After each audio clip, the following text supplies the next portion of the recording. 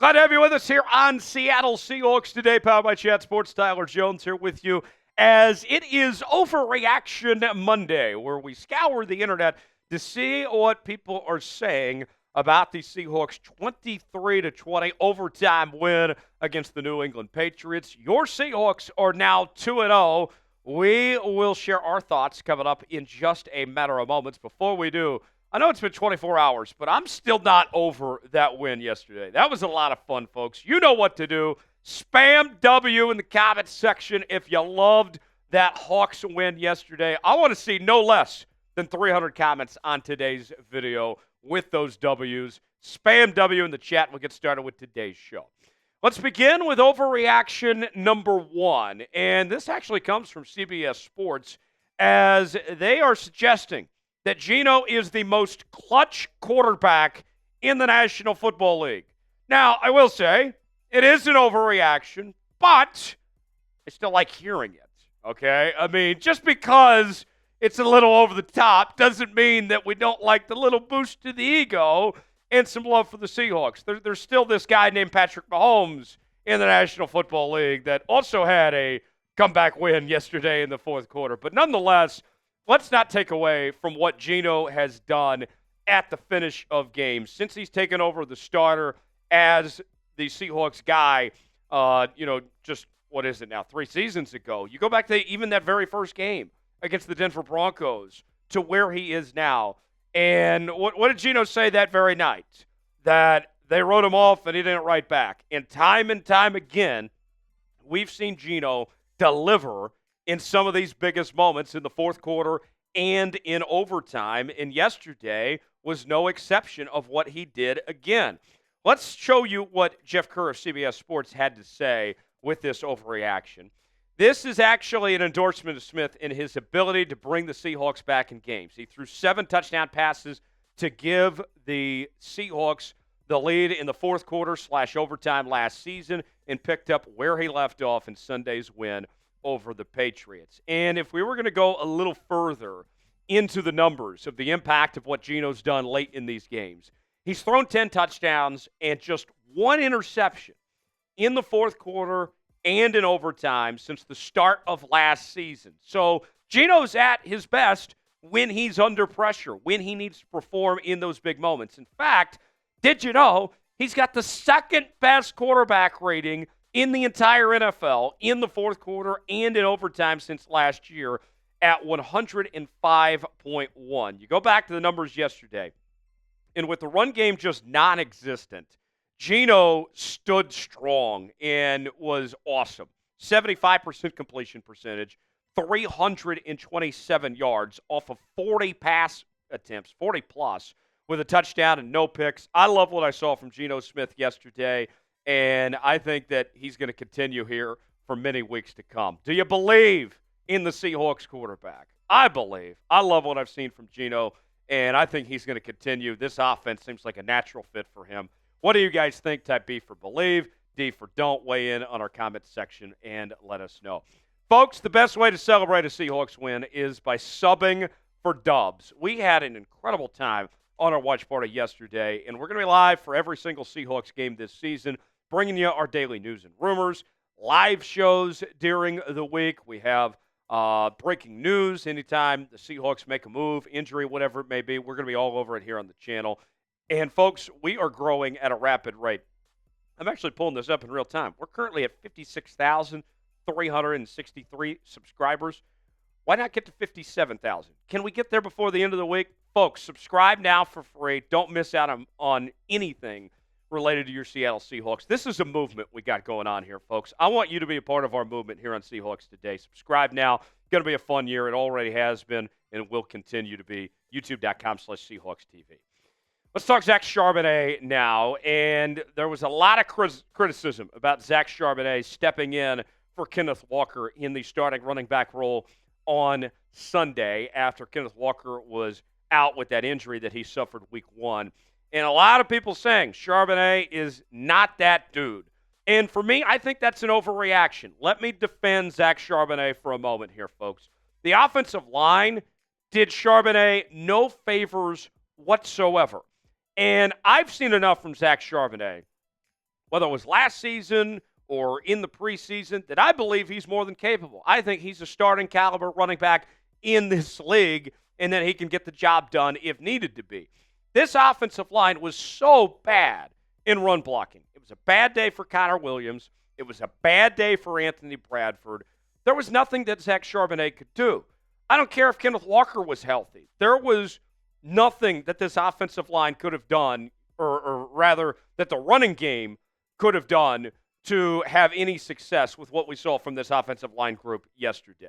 They just struggled mightily throughout the day and did not help out Zach Charbonnet at all. I don't care if you had Jim Brown behind that offensive line yesterday. There was nothing that could have been done. So I'm not selling Zach Charbonnet because he had an off day yesterday. To me, that was an indictment of the offensive line. It was not about Zach Charbonnet. I think he's going to be just fine.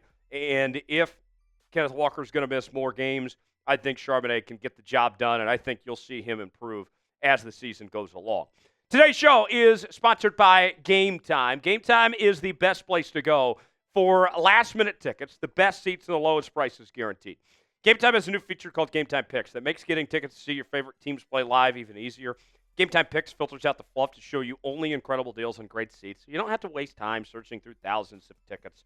They have their new super deals. If you see a super deal, that is going to be a deal you don't want to pass up on. They have their seat views, so you can get the visual, see what the seat is like. Choose the event you want to go to. Maybe you want to go to that Seahawks-Dolphins game coming up this Sunday. Or you want to go see the Mariners, the Storm, whatever it may be. You choose your seat, see if you like that seat or not. You're checking out with Apple Pay, Google Pay, Venmo, all major credit card providers. And, folks, get this. Your purchase is covered with the most flexible customer service policy in the ticketing industry. Download the Game Time app, create an account, and use code ChatSports for $20 off your first purchase. Terms apply. Again, create an account and redeem code, CHATSPORTS, for $20 off. Download Game Time today. What time is it? Game Time. The link is in the comments and the description of today's video. The O-line is awful. Not an overreaction. Connor Williams looked bad, which, I'll be honest, I was surprised about because he played pretty decent the week prior. Granted, the Patriots have a pretty decent defense and a strong defensive line, so this offensive line group was very tested. And they did get better towards the end of the game. It was a night and day difference what we saw in the fourth quarter and overtime compared to what we saw in the first half of this football game. But even think about Olu for a second here. Olu wasn't even activated yesterday. And this was somebody that the Seahawks thought was going to be their starting center just a few weeks ago before they ended up signing Connor Williams. That's not a good sign of where Olu is at right now. Maybe they should actually think about something different there. You didn't have George Fant. Abraham Lucas is still out, of course. He's on the PUP list. Anthony Bradford was bad. We heard Mike McDonald say today that they're going to get Christian Haynes involved more, which, I mean, I'll be honest, I would start Christian Haynes this upcoming week. I've seen enough from Anthony Bradford where how can you not give Christian Haynes a chance at this point? This offensive line is the biggest thing holding this Seahawks team back. They're 2-0 right now, but my goodness, they are lucky to be 2-0 with the way this offensive line is playing. You have some great skill positions. You got a quarterback that looks really good right now. You got good running backs. The defense looks much improved. The offensive line is the biggest concern, and it's not even close for the Seahawks team right now. Yesterday, allowing 3 sacks and 7 quarterback hits. Even as good as Geno's playing, he cannot continue to take hits like that. You are going to get your quarterback hurt, and then you're going to get the next guy hurt, Sam Howell, after that, if this offensive line does not drastically improve. What is your confidence level in the Seahawks O-line right now? Scale it for me 1 through 10. What do you think about this group? Weigh in and let us know. I'm at about a 4.5, if I'm going to be honest with you, and that might be a little too nice. DK, he's still got it. It's DK's world. We're all just living in it, folks. DK, touchdowns all day. He rules. You know how it works. Not an overreaction. DK was phenomenal on Sunday, and he showed just how much he can dominate in this offense. We gave you the statistic in yesterday's watch party that he tied the franchise record for most 50-plus touchdowns in Seahawks history with that bomb that he caught from Geno Smith there, and was just an unbelievable play. And that was DK at his best. And we told you about leading up into this game that there was a mismatch between the Seahawks receiving corps and the New England Patriots secondary, and that the Seahawks needed to exploit that with DK, and boy, did they. I loved the game plan that the Seahawks had to get DK involved in the way that they did, and I want to see more of that. We need to see more games where DK just takes over, where his athleticism is on full display. Because when DK is on, and he's right up there among the best receivers in football. The problem is that sometimes DK just kind of fades, and we saw that in the Broncos game the week prior. I want to see consistency from DK where he's not forgotten about, where he can be used to dominate like he was in yesterday's win. Number 5 on Overreaction Monday, JSN will be elite, not an overreaction. JSN found his spots, and he was effective throughout the day. Had the most catches of any Seahawks receiver, 12 catches, 117 yards, nearly 10 yards of reception. And the thing I like about JSN is it's not just the possession receiver ability that he brings to the table. He can get 5, 10 yards at a time. But he can also be effective in the deep passing game. We've seen that before, too. He's only going to grow from here. We saw Lockett have a big game week 1. He made some big catches down the stretch there in week 2. I honestly sit here, and I don't know who's going to lead this team in receiving. Could be DK, could be JSN, could be Tyler Lockett. It's a good problem to have. All of them have looked good throughout the first 2 weeks, and it's been fun to watch. Who is going to be the leading receiver for the Seahawks this season?